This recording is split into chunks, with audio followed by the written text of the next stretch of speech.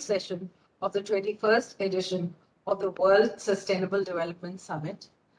I'm Sonal Bajaj, the MC for this session titled Collective Action for Ensuring a Sustainable and Equitable Future. The session will be chaired by Mr. Nitin Desai, Chairman, Governing Council TERI. Joining him, we have His Excellency Mr. Abdulla Shahid, Foreign Minister, Maldives, and President of the 76th session of the UN General Assembly. Dr. Vibha Dhawan, Director General TERI. Ambassador Manjeev Puri, Distinguished Fellow TERI. Ms. Kathleen McGinty, Vice President and Chief Sustainability Government and Regulatory Affairs Officer, Johnson Controls. Dr. Shailly Kedia, Senior Fellow, TERI. Ms. Anuradha Mathur, Associate Fellow, TERI. Ms. Nivedita Chulay, Research Associate, TERI. May I please request Mr. Nitin Desai for the Chairman's remarks, please. Thank you very much. So we are now coming to the valedictory session of the 21st World Sustainable Development Summit. It's a little over 20 years since we started the summit process. It's about 30 years since the Rio conference, of which I was the Deputy Secretary General, and about roughly 35 years after the release of the Brundtland report, Our Common Future, in whose drafting I played a very key role. The first sentence of the Brundtland report is, "The earth is one, but the world is not." That the boundaries that define the countries of the world are not at all coterminous with the boundaries of ecological systems. And our focus then was to try and bring the world together. By that we meant the countries together. And that was the focus when we moved from the Brundtland report onto the Rio conference, where I was, as I said, the Deputy Secretary General. But even then, even in Rio, we realized that if we wanted governments to act, we had to bring in non-governmental actors in a big way. And Rio was the beginning of large-scale engagement of non-governmental actors in the processes of intergovernmental discussions and so on. And our primary motive then was to influence governments. I would like to go a stage further now. If I look now at the world, then the engagement of people outside governments has become critical, not just because they can influence governments, but because they themselves are determinants of what is going to happen to sustain how the challenge of sustainability is going to be met. And when I say non-governmental people, I don't just mean activists and so on, but I'm including people like research institutions, corporations, trade unions, local authorities, and all of them. And we did bring them in. Have a look at Agenda 21. You will see there are separate sections dealing with the role of corporations, of trade unions, of local authorities, and so on. In 92, as far as corporations were concerned, we had just 20 chief executives who participated in a business council on sustainable development.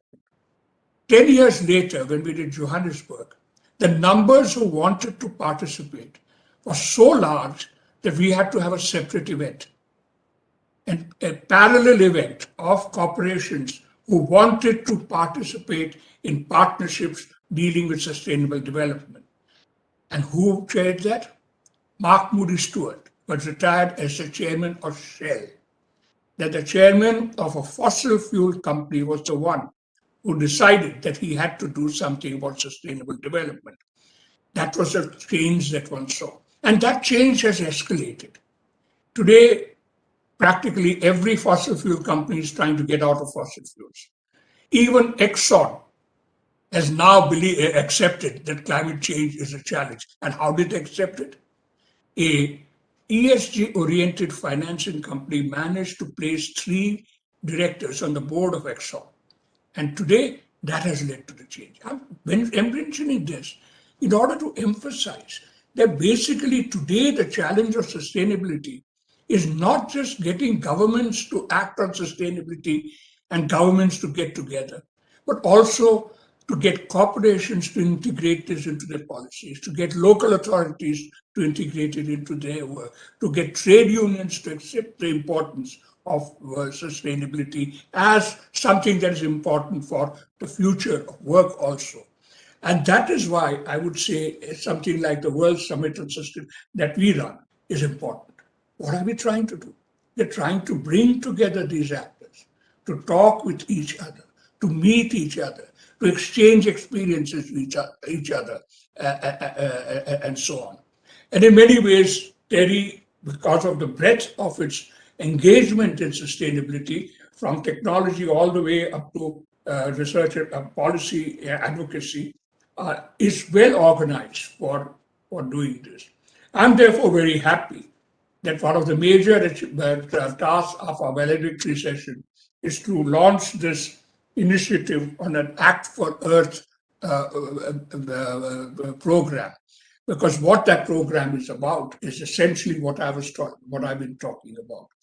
And I was therefore somebody who has been engaged in this for the past 35 years. I'm truly happy that we are moving forward to say that this is something we should do not just once a year, but as a continuous process throughout, and use the new methods of connectivity that are available to us now, which were not available in 92. Remember, in 92, there was no World Wide Web available.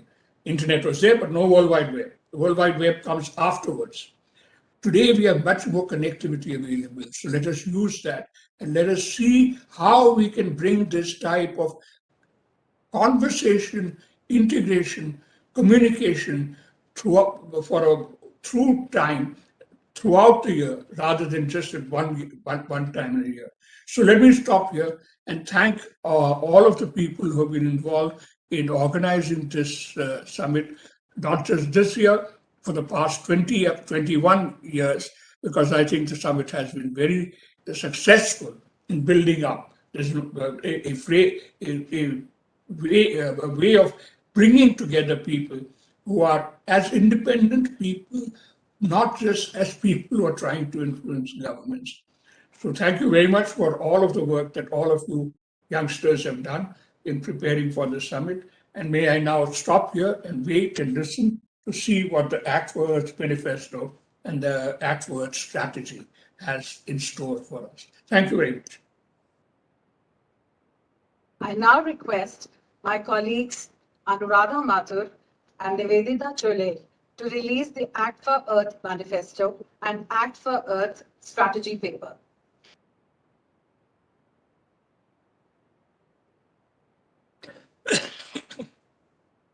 Thank you, Sonal.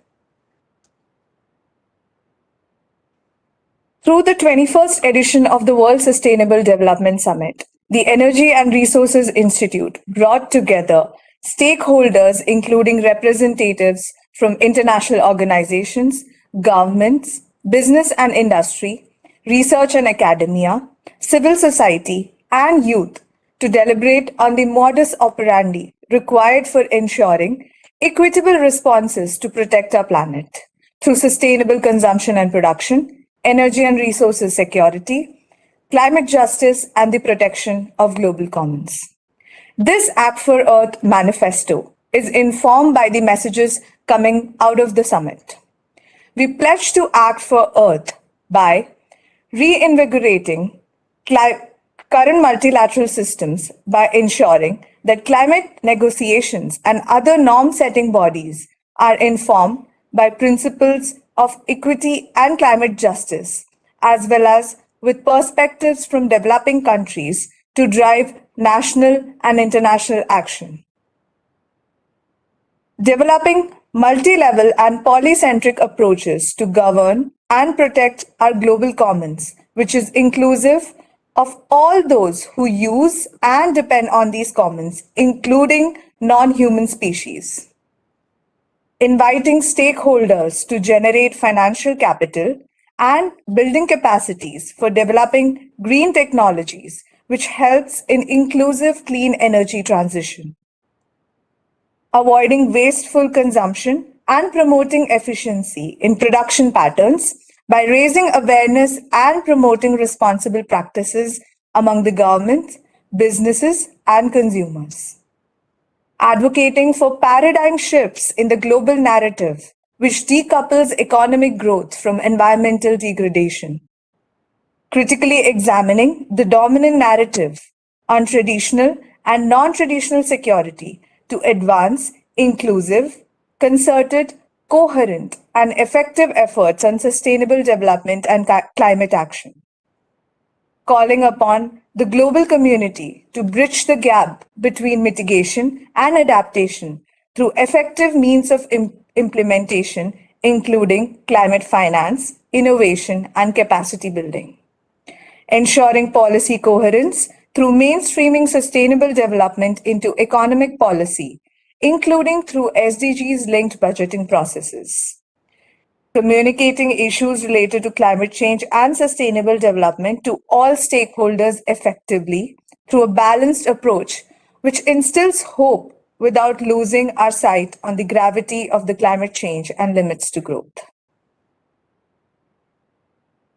The Energy and Resources Institute is delighted to announce a major initiative titled Act for Earth. Building on the discussions from this summit, this initiative will seek to continuously engage with stakeholders from across the board on issues related to sustainable development and climate action. Being a major platform in the Global South, Act for Earth, together with WSDS, will seek to pioneer conversations that will drive ambition and action on climate change and sustainable development needs. The Act for Earth platform will have two major components, the COP Compass and the SDG Charter. We will kickstart activities under the Act for Earth platform from April 2022. The overarching objective for Act for Earth would be to drive ambition and urgent action on climate change and sustainable development through knowledge, dialogue, and capacity building.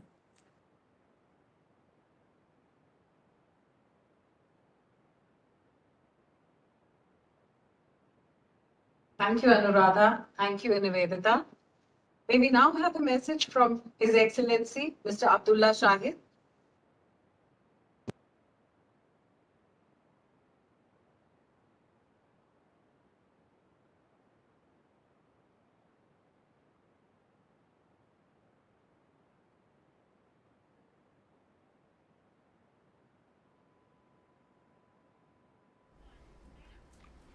Excellencies, ladies and gentlemen, we gather at a time when global multilateralism is under immense stress, under the weight of an unprecedented pandemic. Yet, it is in these challenging times that we need multilateralism more than ever, as the fate of the 2030 Agenda for Sustainable Development hangs in the balance. Yes, the pandemic has temporarily diverted our attention and resources towards addressing its immediate repercussions. Given the urgency and scale of the crisis, this was only common sense. However, the pandemic has not absolved us of our duty to address the other concerns facing our people and planet, concerns very much summarized and addressed in the Sustainable Development Goals. It falls on us now to strengthen global cooperation and mobilize political will to implement a comprehensive global recovery, one built upon the goals and aspirations of the SDGs. And we must do so with the full understanding that all of the major challenges of our century are global in scale. They cannot be met without the concerted effort of all actors spanning the globe, from governments to businesses to civil society. The era of isolationism is long over.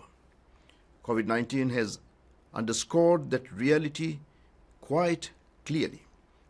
We will not succeed if we ignore the world around us, if we prioritize one region or issue over others, or if we neglect marginalized and vulnerable communities. We must breathe new life into multilateralism and shape it so that everyone benefits. We must acknowledge the gravity of the issues that confront us, climate change, poverty, and economic loss among them, so that we can effectively address them and recover better. And we must act with compassion, committing to prioritize the most vulnerable amongst us. We must leave no one behind. I call on the international community to support initiatives to provide debt relief to economically vulnerable countries, such as SIDS, LDCs, and LLDCs, to support industries crucial to the economic well-being, such as tourism, and to strengthen global regimes for development cooperation and assistance. Excellencies, of the challenges that will remain after the pandemic, climate change is among the most pressing. Frankly, COP26 did not meet our expectations. But the deliberations reaffirmed the importance of multilateralism to address climate change and its impacts, and to stay within the 1.5-degree target. For the first time in the UN Framework Convention on Climate Change process, there's a reference to phasing down unabated coal power and phasing out inefficient fossil fuel subsidies. Developed countries have agreed to double their adaptation finance from 2019 levels by 2025. Parties that have not yet communicated new or updated nationally determined contributions agreed to do so before the next COP. The Glasgow leaders' declaration on forests and land use, signed by 120 countries, aims to halt and reverse forest loss and land degradation by 2030. The Global Methane Pledge, signed by over 100 countries, commits to collectively reduce global methane emissions by 30% by 2030. Finally, in completing the Paris Agreement rulebook, the agreement is operational and implementable. My overall assessment of COP26 is that there is some ground for cautious optimism.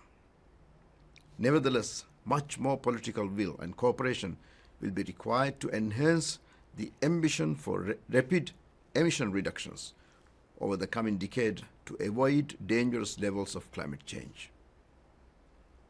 Excellencies, we must build on that momentum in the lead up to COP27.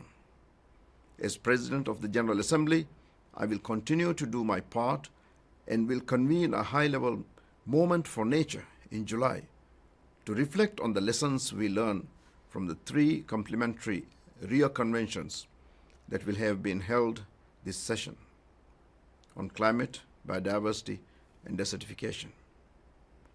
During the event, I will echo my message during the high-level event I held on climate last October and during COP26.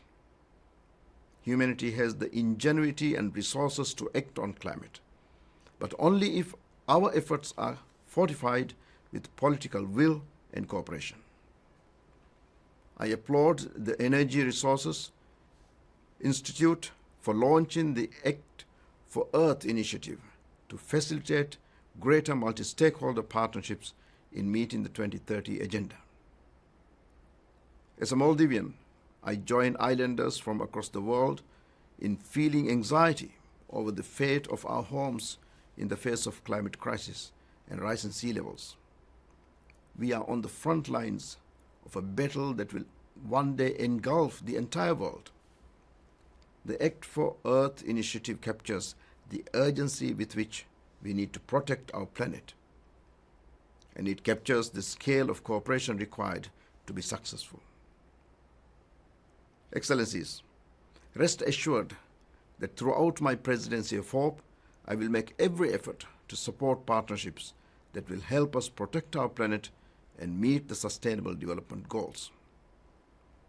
I express my gratitude to the organizers for providing me this opportunity to speak and wish you a very successful event. I thank you. Thank you, sir. May I now request Ms. Kathleen McGinty for her special remarks.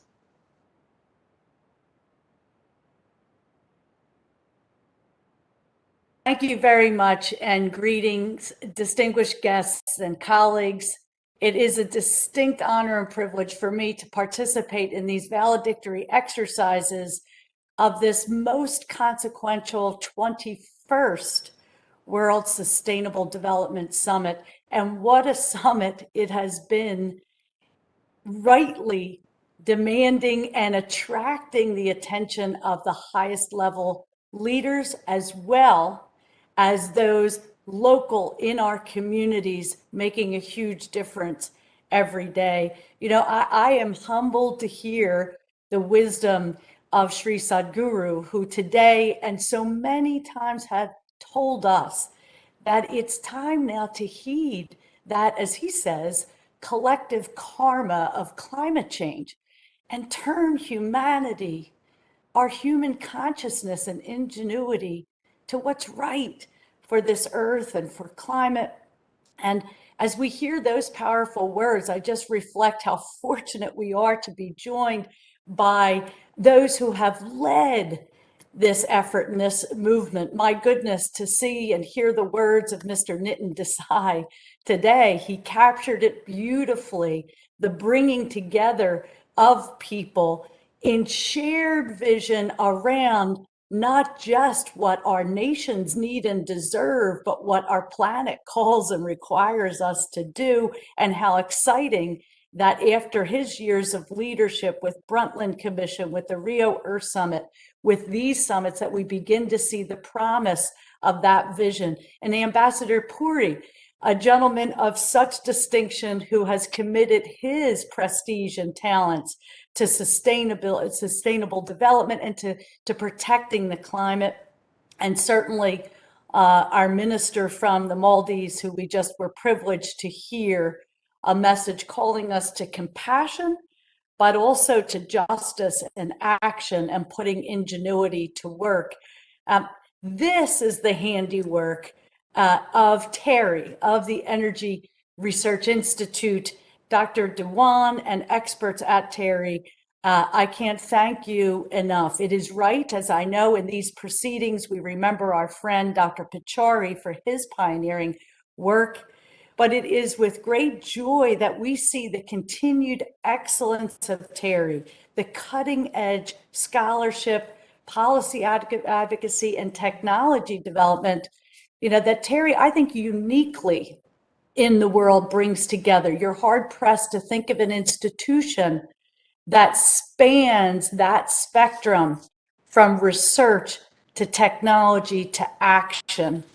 That excellence was certainly in display when my husband, Dr. Carl Hausker, and I had the honor to serve as distinguished visiting fellows at TERI now 22 years ago, just after I also had the privilege of helping to negotiate the Kyoto Climate Treaty as Deputy Assistant to then President Bill Clinton.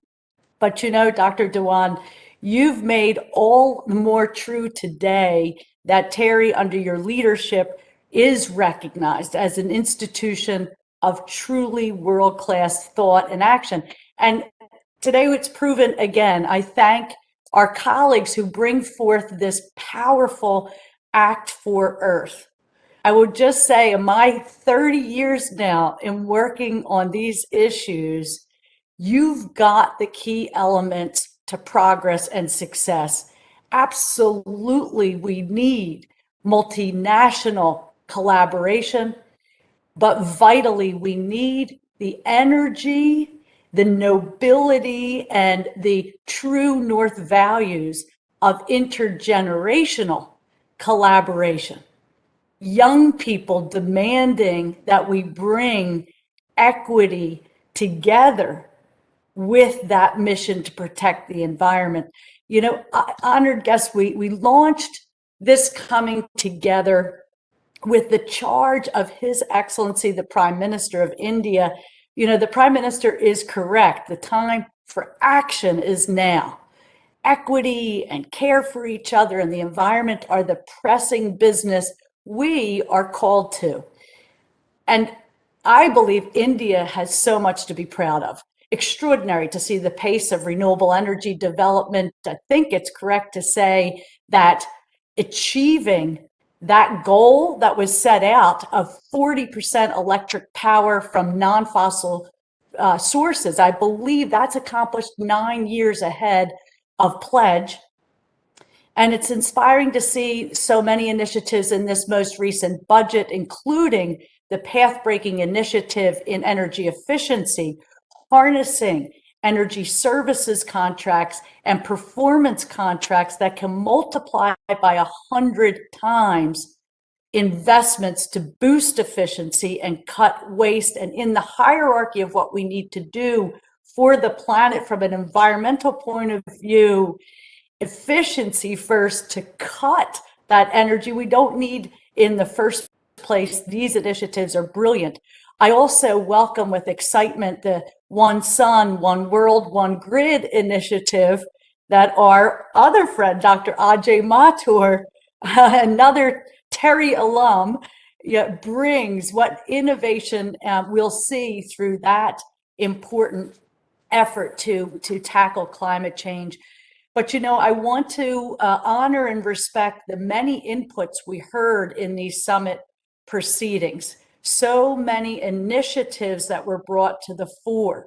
Ideas around, for example, the circular economy and eco-friendly designs, absolutely vital.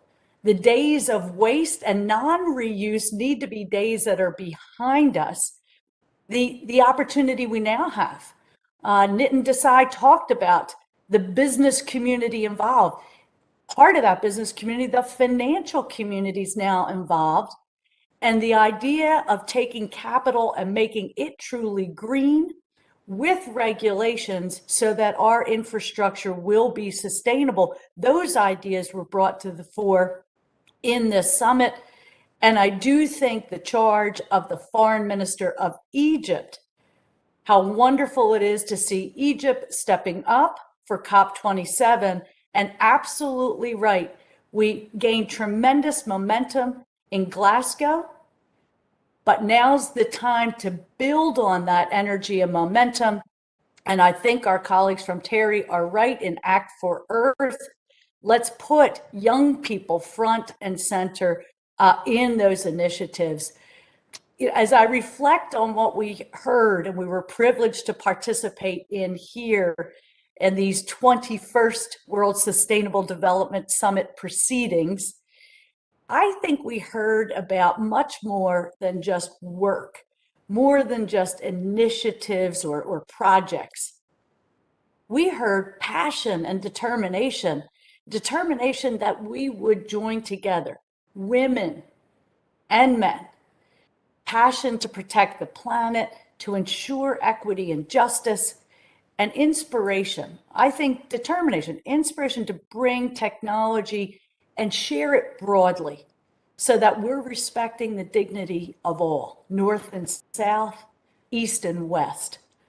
In all of these presentations, to me, I was hearing the echoes of some wisdom that to me is quite meaningful. I think we were hearing from people who deeply understand and tirelessly live the beautiful words of Rabindranath Tagore. Let us not pray to be sheltered from dangers, but fearless when facing them. Truly, colleagues, we are blessed to be alive in this moment in our collective history. I think we're privileged to have an occasion to rise above difference and instead to walk together in love. Thank you, TERI, for convening this summit and affording me the considerable honor of joining you again and participating in this 21st World Sustainable Development Summit. Thank you so much, ma'am, for the inspiring words. I now request Ambassador Manjeev Puri for special remarks. Sonal, thank you very much. Ms. McGinty, we know that you are a great friend of Terry's, but it's only today that I came to know that you must have pushed us, and that's how this Delhi Sustainable Development Summit and the World Sustainable Development Summit started. Wow. And it isn't for nothing that you are here in this valedictory session. You are here in this session, A, because you are our great friend, and we want friendships. And when I say friendship, I don't just mean it in the sense of one-on-one, but I mean in sense of partnerships. I mean in the sense of collaboration. And secondly, what you stand for. You very modestly mentioned Kyoto and just left it at that. Have there been any such monumental things? No, let's leave aside the fact what happened or didn't happen. But that effort, that is the kind of thing, and that's what you bring to the table. We want to thank you very much. Absolutely incredible that such are the friendships, and this is what drives this organization. You know, we are obviously honored that the President of the General Assembly, the Foreign Minister of the Maldives, but the President of the UN General Assembly has addressed us. And we have all seen the comments that he made, which started off with the concerns of the small island developing states, the countries who have had nothing to do with the problem that we are facing, yet who faced almost existentialist questions in front of them. That is particularly important. He also then had a broad sweep and said that he's looking at everyone coming on board and everyone taking the necessary action. He reminded us of what we are going through today, the pandemic. Many of us have gone through it, seen its ups, its downs, tried to keep our cheer up and take things forward. But hasn't it been one of the most difficult times in our generation, perhaps the generation before that too? None of us anticipated this. We all thought globalization was all great, wonderful, and it is, but it does have its dips. And when we are talking about climate change, you know, TERI is very fortunate, and India is very fortunate to have someone like Dr. Nitin Desai. You know, he very, again, modestly mentioned his own contribution. But you know, so many of these things have been authored by him in his head and by those with whom he was a great friend and who took this forward. Dr. Desai, you would be particularly happy that what you started off at a particularly, let me say, sweet spot in terms of international relations, i.e. the time when the Soviet Union had collapsed, there was only one player, and that one player was willing to display generosity, or you were able to tease the generosity out of that one player. These good things and bringing people from all walks together, and you're mentioning the chairman of Shell heading the next thing. But isn't it absolutely wonderful that in another 10 years, governments have started taking this to be serious, and governments have now made this a priority. Indeed, it is now a matter that domestically impacts governments. It becomes part of the election manifestos. It gets done by governments across the world, not just in small countries, but in the largest of countries in the world. And this is where I believe that what you pioneered, what you took forward, has had an immense impact that we wouldn't have been aware of till the time of, let me say, the day of reckoning, as we are already where we are today. Now, TERI, of course, itself is an absolutely fantastic institution. I don't think many people here are aware that it's almost 50 years old.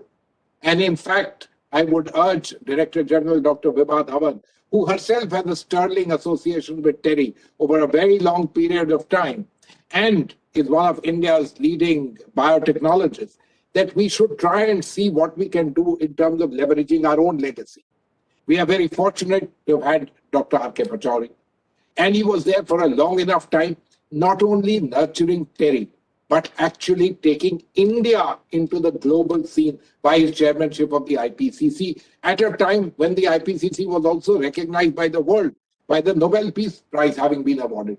So this is the kind of background from which it comes from. You noted my dear friend Ajay, who now heads the International Solar Alliance. Look, this is an institution which has done human service for India. But I want to say that what makes me particularly proud is that it's done human service for the developing world and indeed for the globe itself. It is a fantastic institution, an institution that nurtures research, that nurtures talent. And today, people who have passed out from the doors of TERI are holding some of the most important positions anywhere in the world. I'm delighted that the UNEP's ASG in New York happens to be a TERI alumnus. So many other multilateral organizations have people from TERI sitting there. And this is what then brings me to this wonderful team which shepherded and really took care of this particular WSDS this year. Let me tell you, last year, when WSDS was held virtually, we thought that would be the last time that we would be doing it this way. And everybody was looking forward to going back in the old ways, perhaps in a smaller scale in the India Habitat Center, perhaps taking some baby steps forward and venturing out. And yet, the pandemic refused to let go of us. But these young people, led by Shailly, Kedia, Nivedita, who's there, Anuradha, and there are several others whose names are not there, Sonal, who joined them, and others, they stepped forward and said we would take it forward. Mr. Desai has found, as usual, the lovely silver lining to this dark cloud by saying that now we have connectivity. Now we could have the privilege of having you on the screen with us. I don't know whether you are in California or New York or wherever you are, but thank you very much. But we have the privilege of having you virtually in our rooms out here. This perhaps may have been more difficult in those days. But I, of course, am a bit of an old-fashioned guy. I still believe that the ideas of personal interactions are important. You look at somebody in the eye, not across this video screen, and then perhaps there is a meeting of the mind because there is a better realization that what the other individual needs and what I need could perhaps be brought together and we can reach some kind of meeting ground.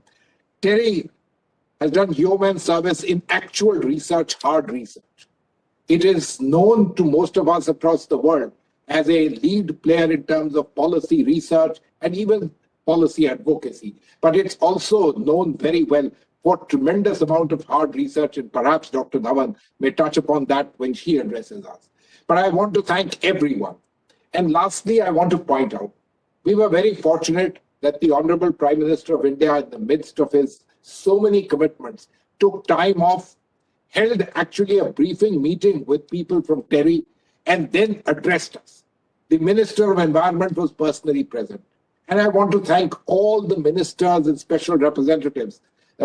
Secretary Kerry was there with us. This was the event we held 2 days back. I had the honor of co-moderating that event. We had with him the Ministers of Environment of Canada. We had the Minister of Environment from Finland, from Germany, from France, from Spain, and from Norway. The next day, we had the Maldivian Minister of Environment. We also had the president of COP26. We had the president of COP27, as well as his colleague, the Environment Minister of Egypt. And let me again mention this. We also had the Environment Minister of the United Arab Emirates, the country that will host COP28. We are integrated in this process. This process means a lot. And we are very happy that this process is now back on track and it's going to go forward. Obviously, while it started off as a great people's movement and still continues to be hugely propelled, and it's people, organizations, corporations. In fact, I dare say, today the greatest driver of the climate agenda are perhaps not activists, but corporations. Perhaps it's money, because money is seeing green on the other side. Perhaps that is why I'm wearing green and Dr. Desai is wearing blue for the blue ocean. That perhaps is the reason. So are you, Katie. I'm very glad to see that. That perhaps is the bottom line. They are more prescient than we are. But what gladdens my heart is that governments are seeing it. The government of India, the Prime Minister of India, has put ourselves in the forefront of ambition, leading with renewables, pushing for all kinds of action that is possible. But it requires all of us in the world, all of us in the global community to come together because we owe it to our common heritage and our common future. Thank you very, very much. And TERI, with all good wishes to this lovely organization, I've been privileged to be associated with it for more than 17, 18 years, including in the time when I was a serving officer of the Government of India. It is an absolutely great place. Shailly, to you, your team, and Dr. Dhawan, all part your elbows. Thank you. Thank you so much, sir. May I now request Dr. Shailly Kedia to speak a few words.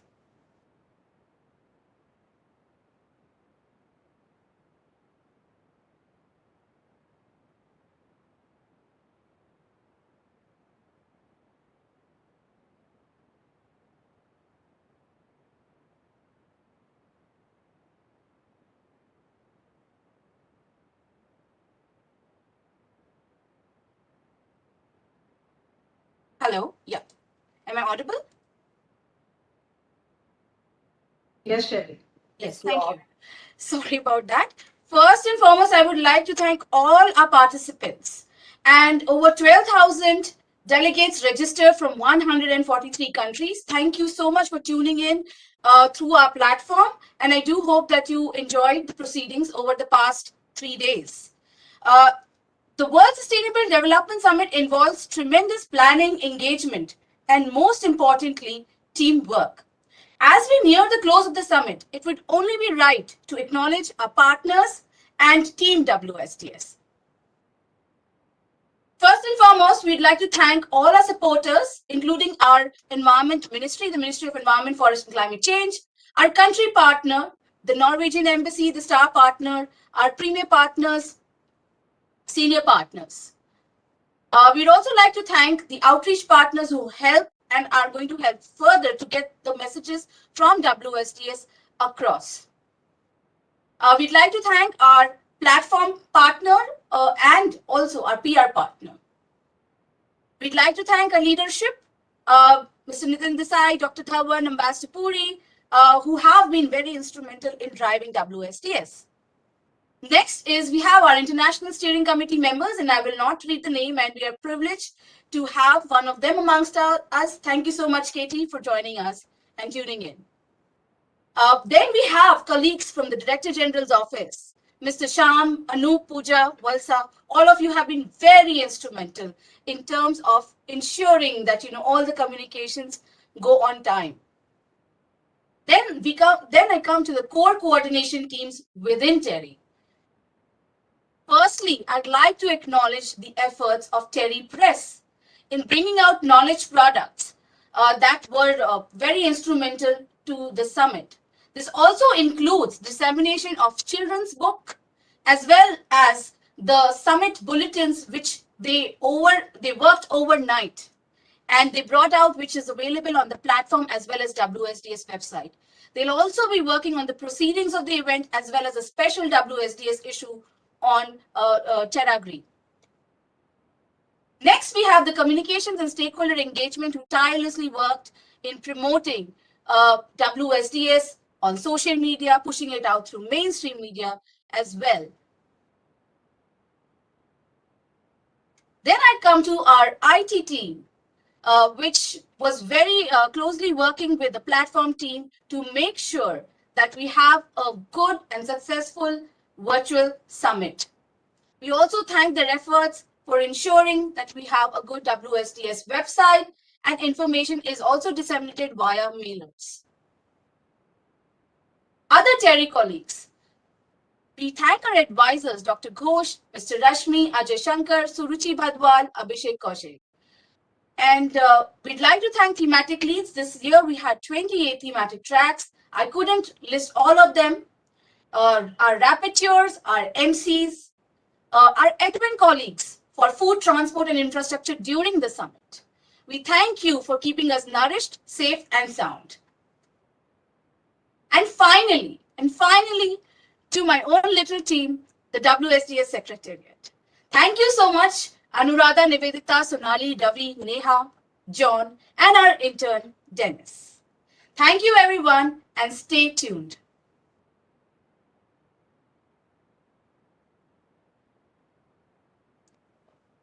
Thank you, Shailly. May I now request Dr. Vibha Dhawan for the concluding remarks. Thank you, Sonal. His Excellency, Mr. Abdulla Shahid, my old friend Kedia, Mr. Nitin Desai, Chairman TERI, Shailly, Nivedita, Ambassador Puri, other colleagues from TERI, and dear participants. You all can imagine how difficult is my task now because everything is said. We have told how many participants were there and what all subjects we covered and so on. So therefore, whatever I have written, I can't speak. It's something different that I'll have to say now. And first, I'd like to thank all the 12,000 registered participants who were part of this summit. And many of them were heads of states. And I'll also like to acknowledge the presence of recorded message from our Prime Minister. And I must say that the amount of time it was spent on his speech, it was that he wanted to understand what exactly should he be saying and what all TERI is doing. So it was not that he simply came and spoke, it was after careful consultation, not just with TERI, also with MOEF and so on. We are hoping that next year it will be in-person summit, or at least a hybrid mode kind of a thing. And Mr. Desai rightly mentioned it is good that many who can't come otherwise, they were also able to participate. But I also echo what Mr. Ambassador Puri said. It is very different, and you actually make connections and long-term relationships with all those who come in. The outside conference discussions are equally productive. The way we listen to them.